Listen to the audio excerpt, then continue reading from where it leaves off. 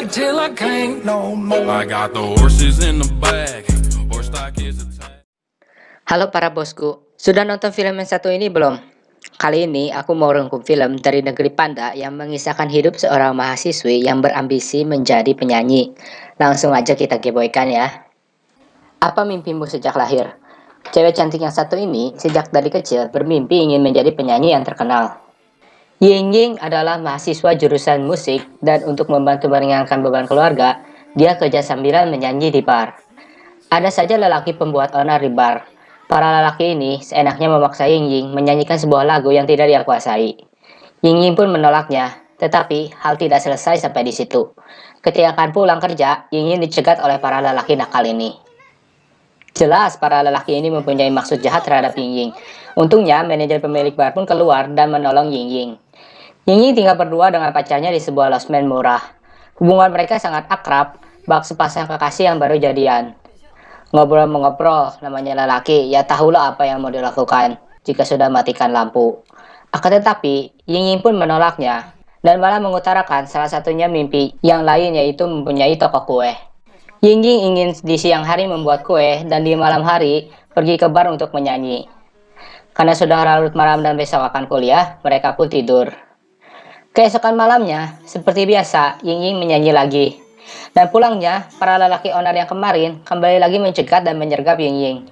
Kali ini Ying Ying masih beruntung. Tiba-tiba ada mobil yang menyalakan lampunya sangat terang.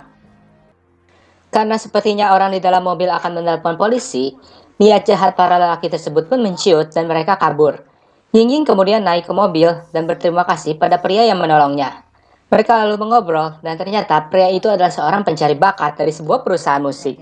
Ying Ying ditawari teken kontrak untuk menyanyi. Dia pun merasa sangat beruntung karena bisa kebetulan bertemu kesempatan yang sangat langka seperti ini.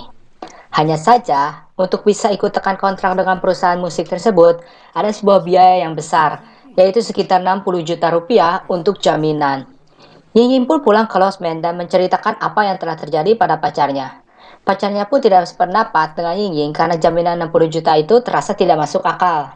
Namun, sang pacar yang baik pun mendukung Ying Ying yang ingin meraih mimpinya menjadi penyanyi.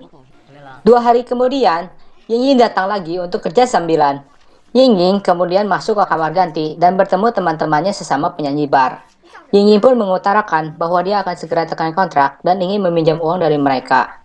Tetapi, semuanya sedang tidak punya uang.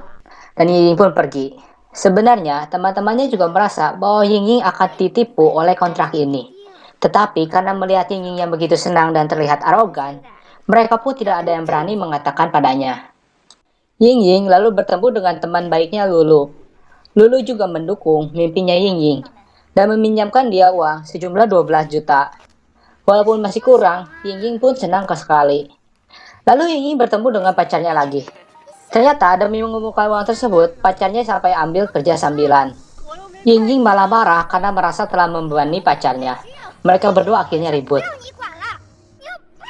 Akhirnya, Ying Ying membawa uang seadanya pada perekrut bakat tersebut. Karena jumlahnya kurang, maka ada harga yang harus dibayar. Ying Ying pun ragu. Tetapi, siapa yang bisa membendung ambisi seorang wanita muda demi meraih mimpinya? Alhasil, Ying Ying pun melakukan hal terlarang dengan sang perekrut bakat. Keesokan harinya, Ying Ying pun menangis dan tampak menyesal. Tetapi, dia tidak bisa mengatakan apapun pada pacarnya. Karena telah menekan kontrak dan akan segera mempunyai uang, Ying Ying pun tidak ingin lagi tinggal di losmen yang jelek itu. Dia pun mengontrak rumah teman pacarnya. Mereka lalu pindah dan membersihkan rumah barunya. Setelah bersih-bersih, Ying Ying pun mandi dan tiba-tiba keluar mengenakan baju yang aduhai. Pacarnya pun terkejut dan menolak keinginan Ying Ying untuk bertempur. Ying Ying hanya bisa bermanja di pangkuan pacarnya sambil membicarakan mimpinya. Keesokan harinya, Ying Ying datang ke tempat perusahaan musik yang akan mengontrak dia. Sial nasib Ying Ying, ternyata tempat perusahaan tersebut sudah kosong. Menurut pekerja di sana, perusahaan musik yang dimaksud sudah lama bangkrut. Ying Ying yang tidak percaya pun mencari si perekrut bakat ke rumahnya. Alamatnya pun salah dan menurut satpam sudah banyak wanita muda yang datang mencarinya. Ying Ying pun putus asa dan hanya bisa kembali bernyanyi ke bar. Entah keberuntungan atau kesialan lagi yang akan menimpanya. Tiba-tiba ada seorang asisten produser yang datang menghampirinya, lalu menawarinya menjadi artis. Ying pun datang ke tempat syuting dan ternyata untuk menjadi artis, Ying harus kembali melakukan hal terlarang dengan sang produser. Setelah tempur, si produser marah bilang kalau Ying harus bertemu sendiri dengan pihak pendana untuk meyakinkan agar dirinya dipilih menjadi pemeran wanita utama. Kemalangan apa lagi yang akan ditimpa Ying? Ying pun datang ke tempat penjamuan pihak pendana. Di sana sudah ada para artis lain dan tentunya si om-om bos yang satu ini. Ironisnya, artis-artis lain sengaja membuat Ying mabuk dengan terus mengajak Ying bersulang. Ying pun siuman terbangun di kamar hotel dan sang bos menawarinya sepuntung cerutu.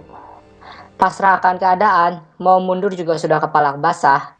Ying pun terpaksa bertempur dengan si bos. Akhirnya, konferensi pers pun diadakan untuk film pertama Ying. Tampaknya usaha Ying membuahkan hasil. Tetapi, bukan senang yang terukir di wajahnya, melainkan pucat dan lesu. Saat di bar pun, Ying terlihat sangat capek, dan pacarnya pun mengantarnya pulang. Kembali lagi bersama si om-om, Ying tampak menggeliat kesakitan. Ternyata, cerutu yang dihisap adalah sebuah obat terlarang. Si om-om gendut ini pun tertawa senang karena Ying sudah kecanduan obat. Saat syuting, Ying yang sudah kecanduan pun tidak bisa memberikan performa yang maksimal. Dia bahkan harus sesekali ke WC untuk menyuntikkan obat. Ternyata, Ying membeli obat dari pengedar obat jalanan. Efek obatnya ini membuat Ying mabuk bak orang gila. Untungnya, pacarnya menelpon dan menjemputnya pulang. Di sini dapat disimpulkan bahwa pacarnya mungkin sudah mengetahui secara garis besar apa yang telah terjadi pada Ying. Keesokan harinya, posisi Ying sebagai pemeran utama telah digantikan oleh wanita lain, karena Ying sering tidak datang syuting. Apesnya lagi, ternyata kartu kredit Ying sudah diblokir karena sudah mengutang banyak dan tidak membayarnya. Ying pun pergi membeli sebuah tes kehamilan. Apakah mungkin dia hamil? Ying yang putus asa pun terpaksa memohon pada si om-om untuk menolongnya. Si om-om akan menolongnya dengan syarat Ying harus membawa seorang wanita untuk si om-om. Ying tanpa pikir dua kali pun membawa temannya menemui si om-om. Bak orang gila yang tidak bisa berpikir jernih, Ying rela mengorbankan temannya yang selama ini baik padanya. Temannya pun dibuat mabuk dan Ying menerima uang dari si om-om. Kemudian, si pacarnya yang baik hati pun mengajaknya menikah. Ying pun menangis senang dan menerimanya. Ying kemudian mengajak pacarnya untuk jalan-jalan. Di penghujung cerita, Ying dan teman baiknya sudah bak orang gila yang kecanduan. Tiba-tiba pacarnya datang. Keesokan paginya, pacarnya menelpon dan bilang bahwa dia sudah tahu semuanya. Dan teman baiknya sudah dilarikan ke pusat rehabilitasi narkoba. Sementara Ying tidak mau dilarikan ke sana karena ingin melahirkan anak yang dikandungnya. Malang nasibnya, Ying keguguran. Ying merasa putus asa karena merasa hidupnya telah hancur berantakan. Dia pun pergi ke atap sebuah gedung dan melihat cahaya matahari yang cerah. Ying tersenyum dan cerita pun berakhir. Bagaimana menurut kalian cerita film yang satu ini?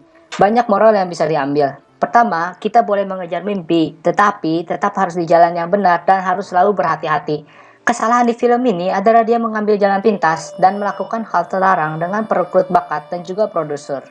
Sampai jumpa lagi di video selanjutnya.